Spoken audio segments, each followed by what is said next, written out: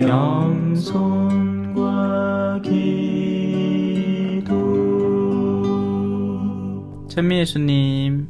그때 주님께서는 다른 제자 72명을 지명하시어 몸소 가시려는 모든 고을과 고장으로 당신에 앞서 둘씩 보내시며 그들에게 말씀하셨다.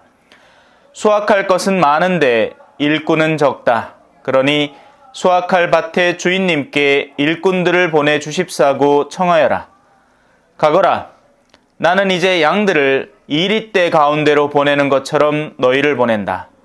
돈주머니도 여행 보따리도 신발도 지니지 말고 길에서 아무에게도 인사하지 마라. 어떤 집에 들어가거든 먼저 이 집에 평화를 빕니다 하고 말하여라. 그 집에 평화를 받을 사람이 있으면 너희의 평화가 그 사람 위에 머무르고 그렇지 않으면 너희에게 되돌아올 것이다. 같은 집에 머무르면서 주는 것을 먹고 마셔라. 일꾼이 품삯을 받는 것은 당연하다. 이 집 저 집으로 옮겨 다니지 마라. 어떤 고을에 들어가든지 너희를 받아들이면 차려주는 음식을 먹어라. 그곳 병자들을 고쳐주며 하느님의 나라가 여러분에게 가까이 왔습니다 하고 말하여라. 주님의 말씀입니다. 그리스도님 참배합니다. 찬미 예수님, 이 집에 평화를 빕니다. 카락하네. 어떤 집에 들어가거든, 그죠? 먼저 이 집에 평화를 빕니다. 그래서 이 집에 평화를 받을 사람이 있으면 받을 끼고 없으면 토끼 끼고. 받을 거예요. 예, 그래 자매님이 받아갖고 형제님한테 농갈라 주이세. 예, 그래요. 언젠가는 돌아오겠지. 자, 그래요. 성경은 어서 오세요. 오셨네, 오셨어. 밑으로 딱깍 내리면 됩니다. 밑으로 딱깍. 어서 오세요. 평화를 빕니다. 그게 오늘 복음입니다. 예. 편한 데 앉으세요. 예. 아이고.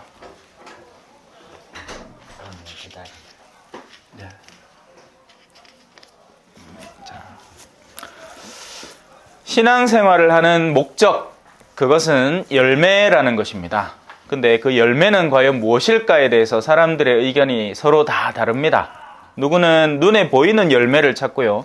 누구는 눈에 보이지 않는 열매를 찾겠죠. 그런데 하느님께서 근본적으로 원하는 열매가 무엇인가? 수확할 것은 많은데 일꾼은 적다. 그러니 수확할 밭의 주인님께 일꾼들을 보내주십사고 청하여라. 이 말은 왜 나왔을까요? 일꾼이 적다. 아, 신부를 많이 만들면 되겠구나. 이 말일까요? 그러면 신부들이 해야 되는 일은 도대체 뭔데?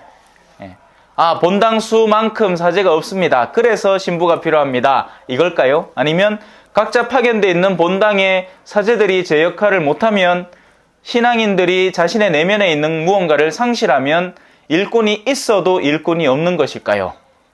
이렇게 대충 풀면 머릿속에 감이 잡히겠죠. 수학이라는 것은 영혼들을 거두어 들이는 일을 말합니다.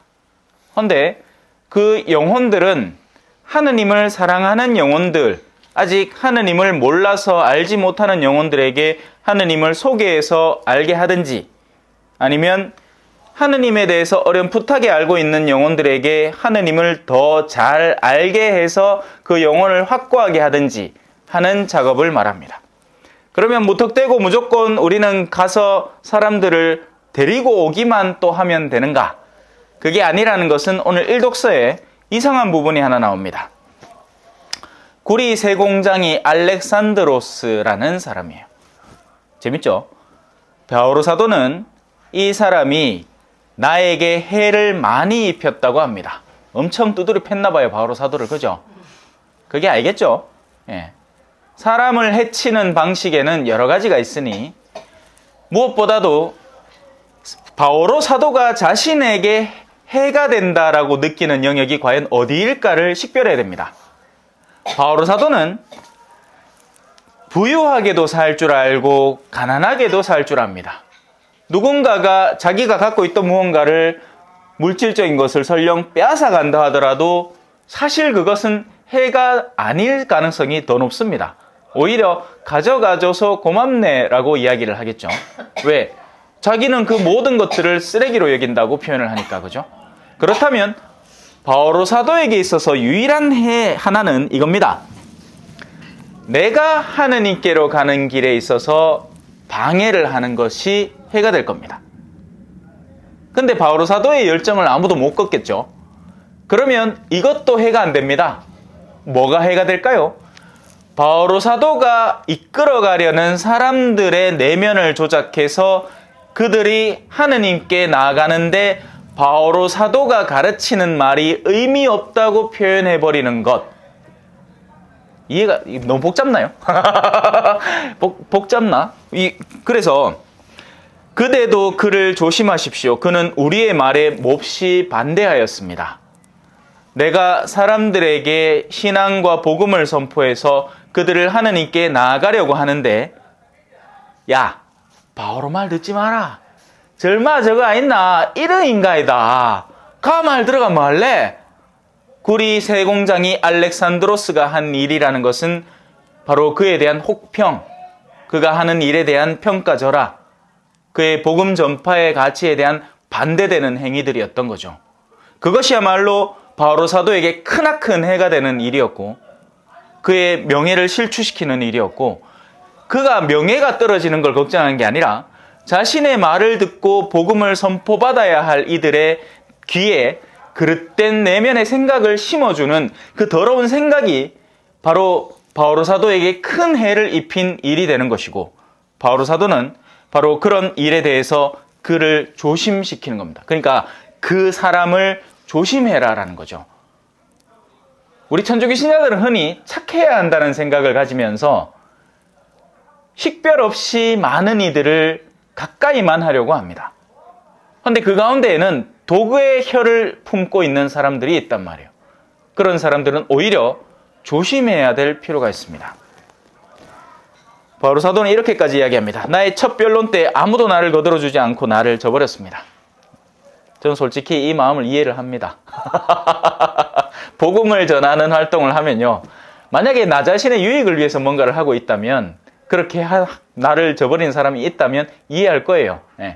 그런데 그게 아니고 내가 하려는 근본 의도를 나 자신이 올바로 인지하고 있고 그 목적을 잘 알고 있는데 그에 대한 반대 방향을 펼치는 사람들을 보면 굉장히 안타까운 거죠. 그들의 영혼은 정말 어둠에 사로잡혀 있는 겁니다. 그래서 바오로 사도는 심지어 그들에게 이것이 불리하게 셈해지지 않기를 바란다고까지 표현을 합니다. 오늘 우리가 루카 사도를 기념하는 것은 루카는 바오로 사도와 함께 있었기 때문에 그 영광의 직분을 함께 나누어 받는 것이죠. 그 앞부분에 또 있죠. 재밌는 게 있습니다. 그죠? 데마스는 현세를 사랑한 나머지 나를 버리고 데살로니카로 갔다. 사실 이 여정을 가면서, 자, 저는 사제로서 신앙의 여정을 가는 것이고요. 여러분들은 신앙인으로서 신앙의 여정을 가고 있습니다. 소위 말하는 평신도로서 말이죠. 그리고 우리 모두는 언제고 이 길을 버릴 만한 유혹과 가능성이 활짝 열려 있습니다. 물론 사제가 옷을 벗을 때 더 많은 신자들이 충격을 받죠. 그건 맞습니다. 하지만 신앙인이 자신의 본연의 길을 버릴 때에도 마찬가지 충격이 벌어집니다. 물론 영향력은 다르지만.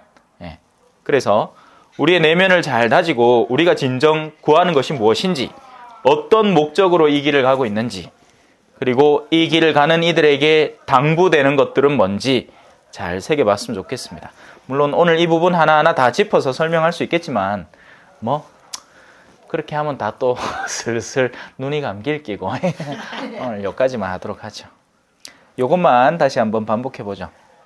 수확할 것은 많은데 일꾼은 적다. 그러니 수확할 밭의 주인님께 일하는 사람들, 일꾼들을 보내주십사고 청하여라. 아멘. 찬미 예수님, 겸손과 기도.